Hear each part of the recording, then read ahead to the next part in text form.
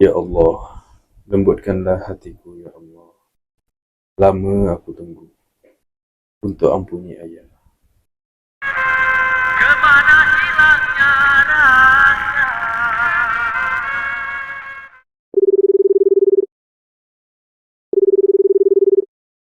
Assalamualaikum adik. Tahun ni nak raya rumah kak ke? Kak dah readykan dah semua untuk adik. Tengoklah. Mas, ayah. Aus. Sekali cakap kuat sikit, orang tak dengar.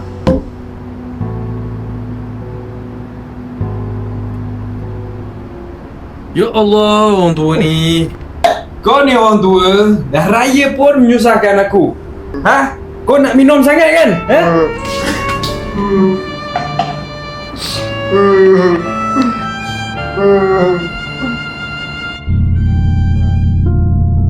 Mat, coba sikit Mat. Ayah rindu kat isi ayah ni. Rindu? Ayah tak layak nak rindu, Mak. Ya, ada ayah. Salah. Assalamualaikum, Mak. Selamat datang ni, Mak. Selamat Hari Raya, Mak. Mat, Kak, kau dah datang ni. Kau bawa sekali ayah balik. Aku ni tak patut ikut aku sebenarnya. Buat berambus dari sini. Astaghfirullah. Mat, cakap mulut tu hormat sikit. Tengok kita dekat mana ni. Apa masalah kau ni, Kak? Kau tak payah nak tunjuk bagus lah. Kalau kau sendiri pun jarang balik. Kau masih marahkan ayah lagi. Sebab kalau ayah tak didik kau, tak pukul kau, kau tu dah lama lah masuk penjara. Kau ingat aku tak tahu ke? Kau jangan tipu aku lah, Mat. Aku nampak sendiri kau curi duit tu. Tapi ayah pukul Mak. Sebab Mak percaya pertahankan kau. Kalau kau tak tipu, semua ni takkan jadi. Mat sabar ya. Mak jangan benci ayah.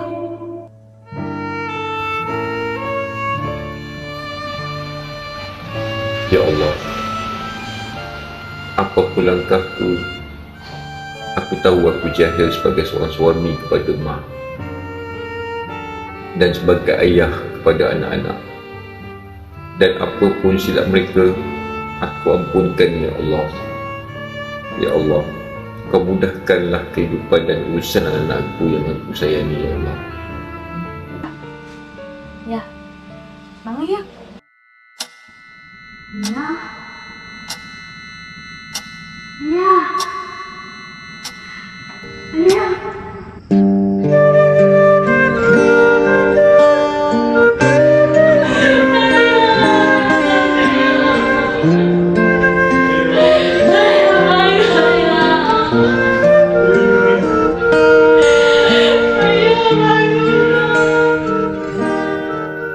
Assalamualaikum. Waalaikumsalam. Mat kan? Lama tak jumpa kau. Aku ni dah lama cari kau. Sebab yalah, aku ada surat daripada arwah Pak Izan. Dia tinggal untuk kau. Nanti kau baca lah. Ya. Terima kasih, Dik.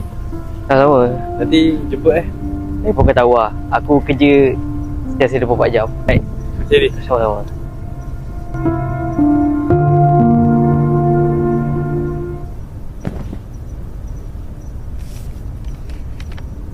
Assalamualaikum kepada anak-anak dan isteri yang aku cintai. Ayah minta ampun atas dosa-dosa ayah, Mat. Bila ayah dah tak ada nanti, jangan lupa jaga kakak kau. Ayah dah gagal. Saya harap Mat tak jadi macam ayah. Kalau sempat ke Dubai hari raya nanti, ayahlah orang yang paling gembira. Ayah sayang anak-anak. Walaupun kita pernah kehilangan, tempat mereka tiada galang gantinya.